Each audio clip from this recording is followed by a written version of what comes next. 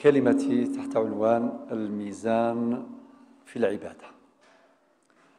مثلا من كل حاجة ذي الدنيث، من كل حاجة ذي الدنيث تسعى الميزان. الميزان نلقوث اللي نخدم، نغ الميزان البطاطا، نغ الميزان الذهب، نغ الميزان ثولة تسعى الميزان. الدنيا ثاقي يبنات ربي في الميزان. العبادة ينادى ربي ذي القرآن: وما خلقت الجن والإنس إلا ليعبدون. ولكن يتمثل أمكار نخدم العبادة ياكي تسعى الميزان. من قواعد هذا الميزان في العبادة الشمولية، معنى العبادة تستوعب جميع المجالات، مجالات الإنسان في جميع ميادين الحياة. شو المعنى؟ العبادة نسعى العبادة تظلث تجي لون من ألوان العبادة تظلث، وتظلث يفضل ربي سبحانه الفرائض لأن 5 بلا النوافل، وهي كثيرة، نوافل ذات السبب أو ذوات السبب. نغم يقارن الرواتب قبل الطهور 2 4، بعد الطهور بعد المغرب، يعني صلاة الضحى. المعنى لانت المفروضات المكتوبات، لانت النوافل. صافي تظلث تستجيب لأمور نحتاج إليها لنداء الفطرة، وكذلك تضبط صحتنا النفسية، وتضبط أيضا صحتنا المادية الجسدية. وهذا أمر ثابت علميا، بمعنى وين يتظلان أتصل فايدة غريوي إثزمرثيس، أما تزمرثيس يعني الصحاس، أما سنفسيثيس. إلا يفضل هداسة طبيب يون اسميس أليكسيس كاريل، صاحب كتاب مشهور اسمه الإنسان ذلك المجهول، يفكد إشارات لطيفة إلى أهمية هذه العبادة في حياة الإنسان، مثبتة علميا. يون ذا قرنس إدوارد سبنسر جولز وقي ذا مستوى مقران، يفكد إشارات علمية. المقصود ينس باش ديني العبادة ثقين فانتاغ. إلا المجال الثاني وهو مجال العشور، الزكاة. هذه أيضا لون من ألوان العبادة. ممكن واحد يصلي ولكن مسألة الزكاة يقول لك لا، الزكاة فيها أموال. إلا قد هذه يرفوسي صغل الجيف ودي السفغ الزكاة وينفق. ربي سبحانه يناد: أقيموا الصلاة وآتوا الزكاة. 27 مرة في القرآن الكريم اقترنت الزكاة بالصلاة. أمثال الآية قد نغ الآية 110 من سورة البقرة: أقيموا الصلاة وآتوا الزكاة. أكيد دوكولنت تيست مثين أختان شقيقتان. هذه عبادة مالية واجتماعية يتحقق الميزان إذن عن طريق الزكاة، عن طريق المنفقين المزكين، وكذلك في المجتمع البعد الاجتماعي للزكاة مع تميل الغشي السفغان العشور. يقللان يمغذان يوجلان يمسفريذان وقال يسعان طرافة وقال مرة أسنكسو أغفل أورفان أغفلان أغورني سايشين. معنى الزكاة من مقاصدها حل أزمات الناس. ربي ذكرهم في سورة التوبة في الآية رقم 60: إنما الصدقات للفقراء والمساكين والعاملين عليها. 8 أصناف، هذه الأصناف وردت في سورة التوبة الآية رقم 60. معنى يتحقق هذا البعد الاجتماعي للزكاة. ما الغشي السفغ العشر هذه الميزان ديال المجتمع. يجليلا وشرهنا راه مركنتيين السنين تخميم فلانا تحزيف فلانا تعاوننا فبدي تغيمارو مغفول. لو كان كي مثلا السفغ العشور تغيمارو مغفول. الى ذا المجال الثالث مثلا تظلث الحج. الحج كذا ذا النظام سفر الى بيت الله الحرام كما قال الاستاذ حسن قبل حين. معنى الانسان يعني قلبه يسبق بدنه إلى الكعبة المشرفة، إلى مسجد الله الحرام. وثقي عبادة أخرى، عبادة ورحلة وسياحة دينية ما شاء الله، عندها واحد الفضل واحد الثمرات عجيبة جدا. وليكن مثلا ما رجع لي ما نسنر سقرت الحج وين راه يفغن مشي راه يفرح. يعني الفرحة تبدأ من هنا، كي يدير القرعة برك يا أخي هكذا ما راه خدم انت سقار. فارنا كان لا أنت راجو الشيخ يلا اجبد هو يدير هك ما يجبد كان اسم وين كني الفلاني امشي راه يضرب هذه فرح وليس يزوار تكي عبادة أشواق. معنى الإسلام شرع علينا من العبادات ما يحقق لنا الأشواق. تمغار مزي مقر ولو نسن ما شاء الله. وليد كانوا السنة عمرة رمضان في رمضان امشي الغشي لولو فيك تروحون المطارات معمرة أصفضيون يجمع دورو ألما يصوض باش هذا يروح خمر. إذن شيء عجيب الإسلام إذن يستجيب لنداء الفطرة من خلال التشريع. الحج كما في حديث ابن عمر رضي الله عنه بني الإسلام على 5. وكذلك الصيام فيه كل شيء الله يبارك. تدريب ستاج براتيك تدريب تربص عملي الجوع والعطش والسهر إلى آخره. هذه تجربة لنا وإحنا مستفادين كما قال الأطباء في العالم. أصبح هذا الأمر معلوما الآن لا ينكر حقائق لا تنكر. أمشي يعني رمضان أنسفيدي سيسيد الزمرثنا غادي الصحنا وأكثر من ذلك باش الصلة بالقرآن الكريم تكون قوية. شهر رمضان الذي أنزل فيه القرآن ربي سبحانه يجعل القرآن الكريم ذواليس ينزل يثيد سي اللوح المحفوظ وما كانت تحصام التفاصيل موجودة في بطون الكتب ذي رمضان جماعة الخير. والغاشية سيق الله يبارك التفض ميلة ولا شيء وكتفض يختم يوث انتيكلت على الأقل هذه خدم يوث الختمة ذكواكوراكي الرمضان الفضيل.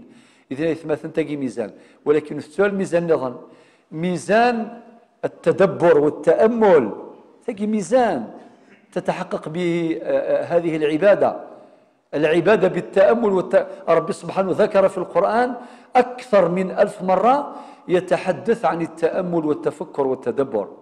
أكثر من 1000 مرة يتعود ربي سبحانه النظر والتدبر والتفكر.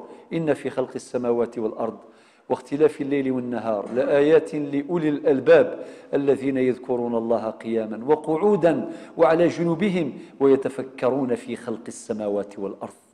يتفكرون أتوحد ربي سبحانه عز وجل ذوقين دي خلق ربي سبحانه ذيكنا أكد دينا ربي في سورة الذاريات في الآية رقم 21 إن في أنفسكم أفلا تبصرون. قبل ذلك في سورة واحدة في سورة الذاريات الآية 7 ربي قال والسماء ذات الحبك. يلا خلي المخ نتاعك يفكر في السماوات واحد ربي الكينوان. ذي الآية رقم 20 ربي ندوى في الأرض آيات للموقنين.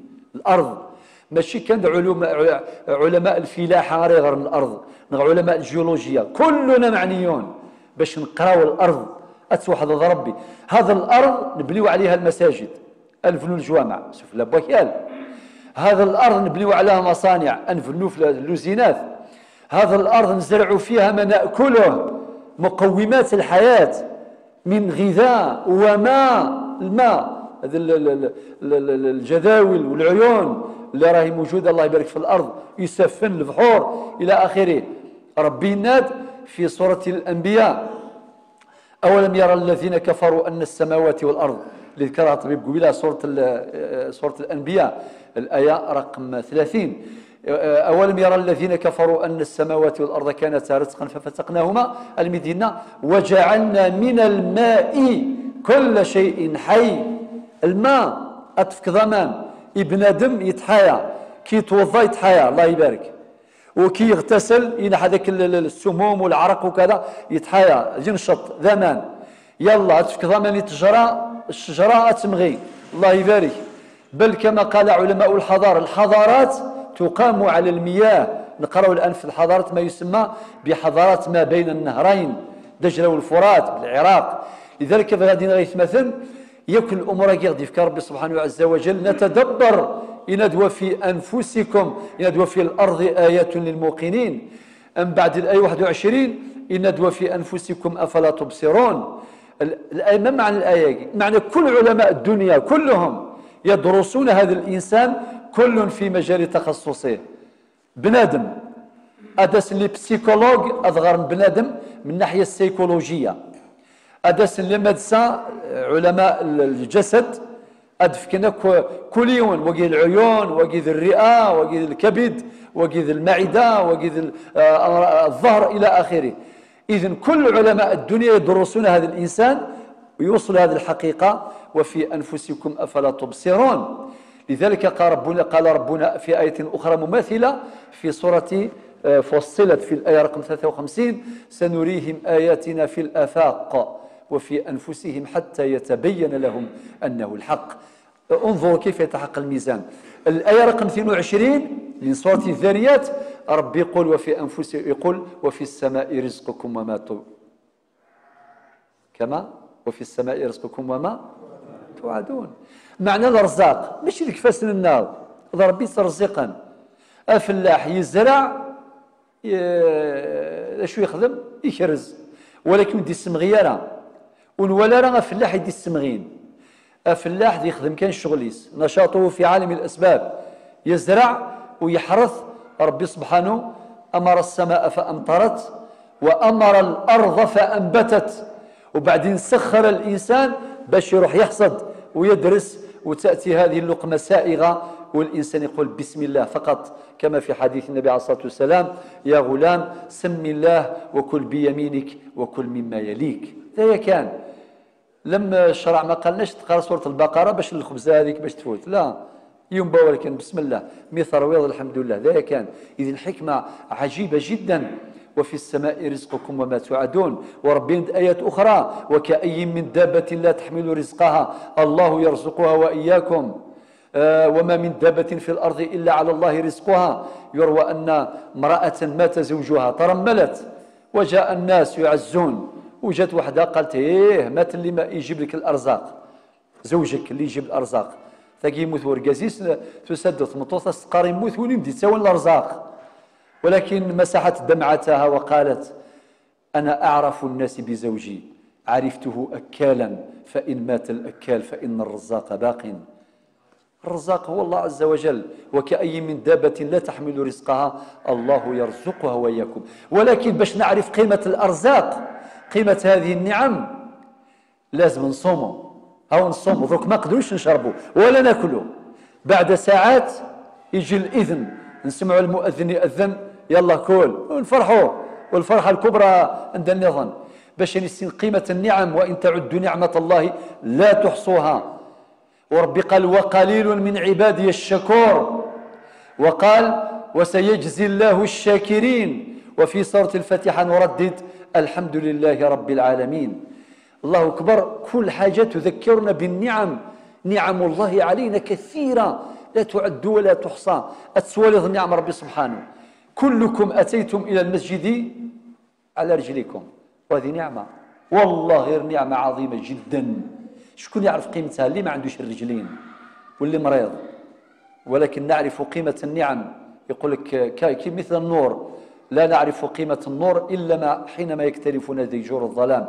حينما يكتنفنا ديجور الظلام نعرف قيمة النور. من المنظر القيمة تفاث ما إلا ذي ظلام أكايث مثلا. إذن هذه توازن. وفي هذه السورة العجيبة سورة الذاريات ربي سبحانه وصل حتى للآية رقم 49 قال: ومن كل شيء خلقنا زوجين، باش يشير إلى انبثاث الزوجية في الكون. وهذه الآية 49 من سورة الذاريات تساوي الآية 36 من سورة ياسين: سبحان الذي خلق الأزواج كلها مما تنبت الأرض ومن أنفسهم ومما لا يعلمون ليظل الإعجاز القرآني قائما مهما تطورت علوم البشر وما أوتيت من العلم إلا قليلا. ثمسني أكنت فهم قرتي الدنيث غير مسناون أتقيم كان الشوط ربي دي قال الشوط كان يسعام. أخيرا في الآية رقم 50 ربي قال: ففروا إلى الله. شوف الترتيب القرآني العجيب. لا سورة الذاريات الآية رقم 50 ربي ند ففروا إلى الله. ويا سعد اللي يهرب عند ربي سبحانه عز وجل. أكتفي بهذا والسلام عليكم.